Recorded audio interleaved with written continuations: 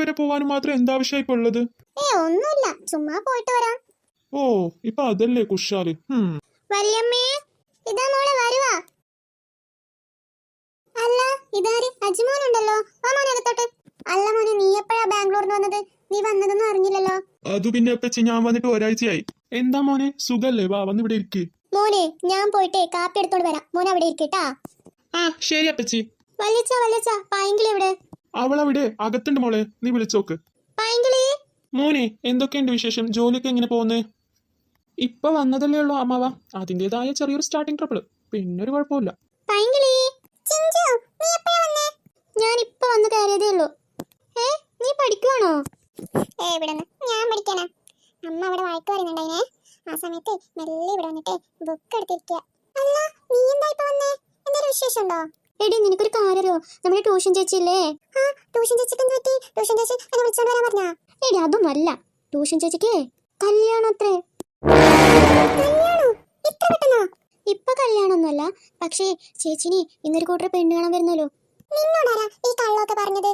എടി, കള്ളൊന്നുമല്ല, ഞാൻ സത്യമാ പറഞ്ഞേ. ഞാനേ ഇങ്ങോട്ടേക്ക് വരുന്ന സമയത്തെ വീട്ടിലോട്ടെ ട്യൂഷൻ ടീച്ചറുടെ അമ്മ വന്നായിരുന്നേ. എന്നിട്ട് അമ്മ ഞങ്ങളെ എല്ലാവരും വിളിച്ചിട്ടാ പോയത്. അവര് ഇന്ന് പെണ്ണ് കാണാൻ വരുന്നുണ്ട്, അതുകൊണ്ട് വരണമെന്ന് പറഞ്ഞിട്ട് ക്ഷണിച്ചിട്ടാ പോയത്. അപ്പൊ ഇവിടെ വന്നില്ല അവര്? ഇല്ല, ഇവിടെ വന്നില്ല. ചിലപ്പോ ഇപ്പൊ വരുമായിരിക്കും അല്ലേ? പാവം ട്യൂഷൻ ചേച്ചി. ചേച്ചി എന്തോരം പഠിക്കണുണ്ടായിരുന്നു. ആ ചേച്ചിനെ പിടിച്ചിട്ട് ഇപ്പൊ അവര് കല്യാണം കഴിപ്പിക്കുന്നേ? ആ, അതൊന്നും എനിക്കറിയില്ല. നീ മനുവേട്ടനോട് പറഞ്ഞോ? ഇല്ല, മനുവേട്ടനോട് ഞാൻ പറഞ്ഞില്ല. മനുവേട്ടനെ അവർ വരുന്നതിന് കുറച്ച് മുമ്പില്ലേ വീട്ടിൽ നിന്ന് ഇറങ്ങിപ്പോയതാ. കൂട്ടുകാരുടെ ഒന്നിച്ചിട്ട് കളിക്കാനെന്നാ പറഞ്ഞത്. അപ്പൊ അങ്ങോട്ട് പോയിട്ടുണ്ട്. എനിക്ക് മനുവേട്ടന്റെ കാര്യം വിചാരിക്കുമ്പോൾ സങ്കടമാവുന്നു. അതുകൊണ്ട് ഞാൻ മനുവേട്ടനോട് വിളിച്ചൊന്നും പറഞ്ഞില്ല. നീ ഇപ്പൊ മനുവേട്ടനോട് വിളിച്ചിട്ട് പറയാനൊന്നും വേണ്ട. മനുവേട്ടന് മാച്ച് ഉള്ളതല്ലേ, അതുകൊണ്ട് പറയണ്ട. ഇനിയിപ്പോ കോൺസെൻട്രേഷൻ തെറ്റിയാലോ. നീ അങ്ങോട്ട് വാ, നമുക്ക് അമ്മയോട് പോയിട്ട് പറയാം. അമ്മാവാ, ലച്ചു വന്നില്ലേ? ഇല്ലടെ മോനെ, അവളെ വരാത്ത കുറച്ച് ദിവസമായി, പക്ഷെ ഇന്ന് വരുമായിരിക്കും.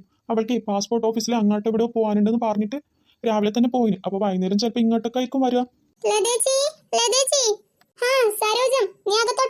അല്ല പെങ്ങളെ, നിനക്ക് ജോലിയൊന്നുമില്ലേ? അല്ലെങ്കിൽ നിന്നെ ഈ സമയത്തൊന്നും ഇവിടെ കാണാറില്ലല്ലോ. ഇന്നെന്താ സരോജം, നീ ലീവ് എടുത്തതാണോ? ഒന്ന് പോ ചേട്ടാ, ചുമ്മാ കളിയാക്കാത്തെ. ലീവ് ഒക്കെ എടുക്കാൻ മാത്രം ഞാൻ എന്താ കളക്ടർ വല്ലതാണോ?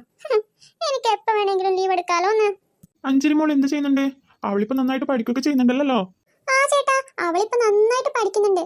കഴിഞ്ഞ പരീക്ഷയിലെ ക്ലാസ്സിലെ ഫുൾ മാർക്ക് അവൾക്ക് തന്നെയാ. ഓ അതെയോ. ഇനിയിപ്പോ പ്ലസ് ടു കഴിഞ്ഞിട്ടേ നല്ലൊരു കോളേജ് കണ്ടെത്തിട്ട് അവിടെ ചേർക്കണം അവളെ, അല്ലേ? നിങ്ങൾ എന്തുവാ ചേട്ടായി പറയുന്നത്? അതിനുള്ള സാമ്പത്തികമൊന്നും എനിക്കില്ലല്ലോ. ഞാനേ നമ്മുടെ അഞ്ജലി മോൾക്ക് ഒരു കല്യാണം കഴിപ്പിച്ചിട്ടാലോ എന്ന് ആലോചിക്കുക. നീ എന്തുവാ ഈ പറയുന്നേ? അഞ്ജലി മോൾക്ക് കല്യാണം കഴിപ്പിക്കാന്നാ? ആ ചെറിയ കുട്ടീനെ നീ ഇപ്പൊ കല്യാണം കഴിപ്പിക്കുന്ന? അതെ ചേട്ടാ, എന്നെ കൊണ്ട് അവളെ പഠിപ്പിക്കാനൊന്നും പറ്റില്ല. ഇപ്പൊ നല്ലൊരു ആലോചന വന്നിട്ടുണ്ട്. അതുകൊണ്ട് പെട്ടെന്ന് തന്നെ അതൊന്ന് കഴിപ്പിച്ചു കൊടുക്കാന്ന് വിചാരിച്ച്. അവള് മാത്രമല്ലല്ലോ എനിക്ക് മോളായിട്ടുള്ളത്, അതിന്റെ പിറകിലൊന്നില്ലേ. അപ്പൊ ഇവളെ കല്യാണം കഴിപ്പിച്ചു കൊടുത്തിട്ട് വേണം മറ്റുള്ള കാര്യം എനിക്ക് നോക്കാനായിട്ട്. നീ എന്തുവാ സരോജം ഈ പറയുന്നത്? നീ നോക്കിയ പയ്യനെ ആ അഞ്ജലി മോക്ക് ഇഷ്ടപ്പെട്ടിനാ? അപ്പൊ അവൾ ഈ കല്യാണത്തിന് സമ്മതിച്ചോ? അല്ലെങ്കിലും അവളോട് ഇപ്പൊ ആര് ചോദിക്കുന്ന സമ്മതം?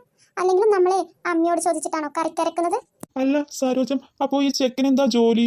ഞാനിപ്പോ പോകുന്ന മില്ലില്ലേ, അവിടെ മാനേജറായിട്ട് ജോലി ചെയ്യുന്ന പയ്യനാ. അതിരിക്കട്ടെ മോളെ, ഈ കല്യാണം എന്ന് പറയുമ്പോ കുറെ പൊന്നും പണവും ഒക്കെ വേണ്ടേ? അതൊന്നുമില്ല ചേട്ടാ, അവര് പറയുവാ നിങ്ങൾ സ്ത്രീധനൊന്നും തരണ്ട, നിങ്ങളെ പെണ്ണിന് മാത്രം തന്നാ മതിയെന്ന്.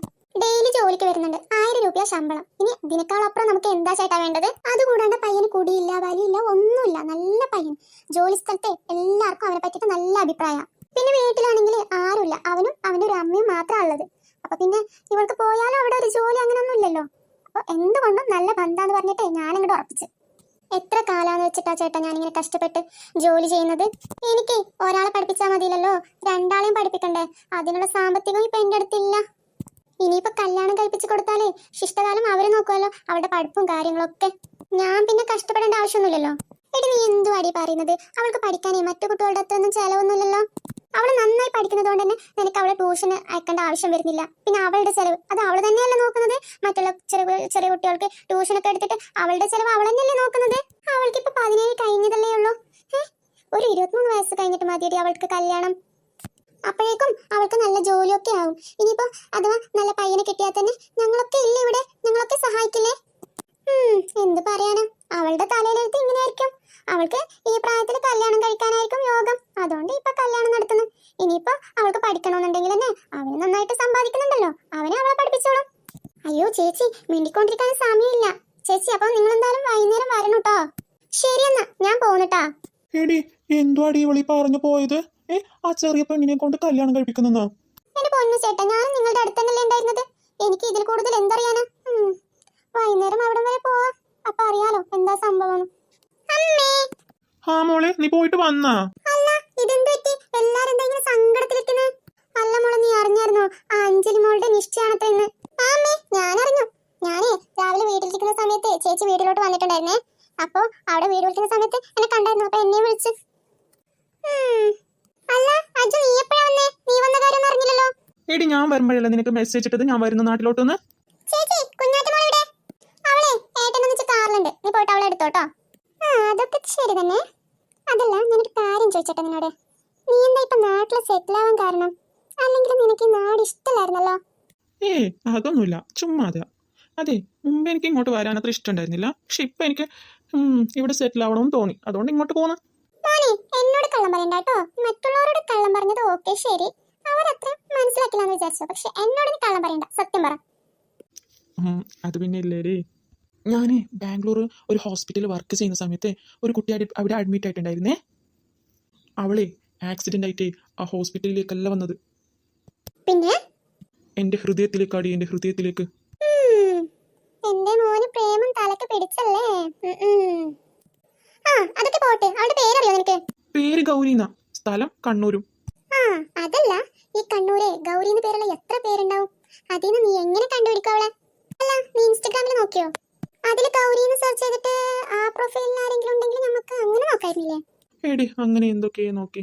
ഇൻസ്റ്റഗ്രാമിൽ നോക്കി, ഫേസ്ബുക്കിൽ നോക്കി, ട്വിറ്ററിൽ നോക്കി, യൂട്യൂബിൽ വരെ ഞാൻ നോക്കി. അവളുടെ പേര് അങ്ങനെ എവിടെയെങ്കിലും ഉണ്ടോ? ഗൗരി എന്ന് പറഞ്ഞിട്ട് കുറേ എണ്ണം ഉണ്ടെന്നല്ലാതെ ഞാൻ അന്വേഷിക്കുന്ന ഗൗരി ഇല്ല. ഇനി നിനക്ക് അറിയാവുന്ന ഗൗരി എന്ന് പറഞ്ഞിട്ടുള്ള ആരെങ്കിലും ഉണ്ടെങ്കിലേ നീ എനിക്ക് പരിചയപ്പെടുത്തി തരണോട്ടാ. ശരി ശരി, നോക്കാം.